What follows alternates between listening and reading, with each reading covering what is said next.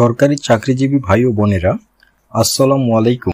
মহার্ঘ, রেশন, সচিবালয় ভাতা নিয়ে যেসব তথ্য দিলেন অর্থ উপদেষ্টা, 25শে মে 2025 তারিখে zoomBangla.com একটি প্রতিবেদন প্রকাশ করে। যেই প্রতিবেদনে অর্থ উপদেষ্টা মহার্ঘ ভাতা, রেশন ভাতা এবং সচিবালয় ভাতা নিয়ে বিস্তারিত তথ্য তুলে ধরেন। আপনি যদি একজন সরকারি চাকরিজীবী হয়ে থাকেন, তাহলে এই তথ্যগুলো জানা আপনার জন্য খুবই গুরুত্বপূর্ণ। তাই ভিডিওটি না টেনে শেষ পর্যন্ত মনোযোগ সহকারে দেখার আমন্ত্রণ রইল।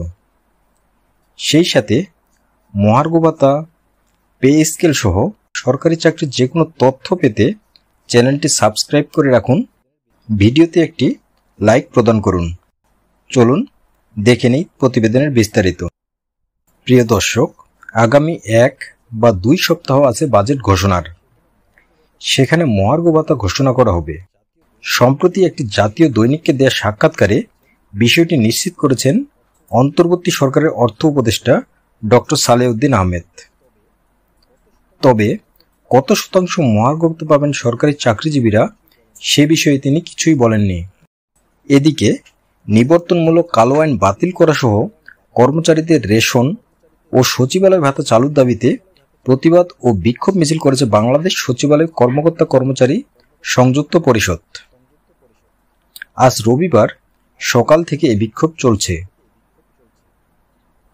সচিবালয়ের রেশন ভাতা নিয়ে ওই সাক্ষাৎকারে অর্থ উপদেষ্টা বলেন, আমরা চেষ্টা করব, তবে সচিবালয় ভাতা ও মহার্ঘ ভাতা একসঙ্গে ডাবল হয়ে যাবে। প্রিয় দর্শক, সচিবালয় ভাতা দেওয়া হলে বাইরে যারা সরকারি চাকরি করছে তারাও বলবে আমাদের ভাতা দেয়া হলো না কেন। আসলে বাইরে আমাদের অনেক অফিসার আছে, সচিবালয় ভাতা না দেয়ার এটি একটি কারণ। তিনি আরও বলেন, আবার রেশন ভাতাও চাচ্ছে চাকরিজীবীরা। তাদের যৌক্তিকতা হচ্ছে, রেশন সুবিধা শুধু পুলিশ ও বিজিপি পায়, আমরা কেন পাবো না? আসল কথা হচ্ছে, এসব বাহিনী যুগ যুগ ধরে রেশন পাচ্ছে, আর তাদের ডিউটি কোনো স্বাভাবিক ডিউটি নয়। পুলিশ যখন ডিউটি করে দুপুর 2টার খাবার বিকেল 4টায় খায়, রাত 12টায় ডিউটি শেষ করে এক রুমে 6 জন ঘুমায়। রাজারবাগ পুলিশ লাইনে গেলে সেটি দেখা যায়।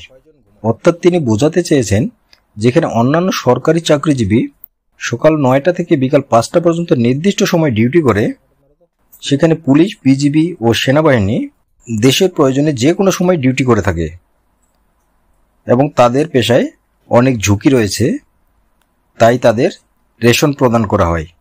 প্রিয় দর্শক, তিনি আরও বলেন, ওদের খাওয়া দাওয়ার কোনো ঠিক ঠিকানা নেই, ফ্যামিলির সঙ্গে যোগাযোগও নেই।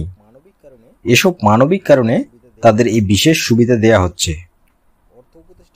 অর্থ উপদেষ্টা আরও বলেন, তবে সচিবালয়ের লোকজনও ভুক্তভোগী।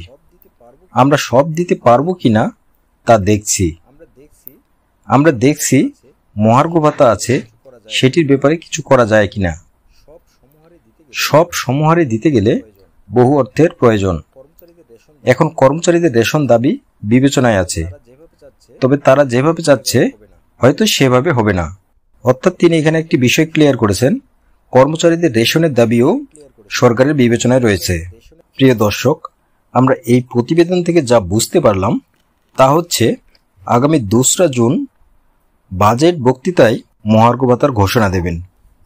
সেই সাথে সরকারি কর্মচারীদের রেশন ভাতাও সরকারের বিবেচনায় রয়েছে এবং খুব শীঘ্রই তা কার্যকরও হতে পারে।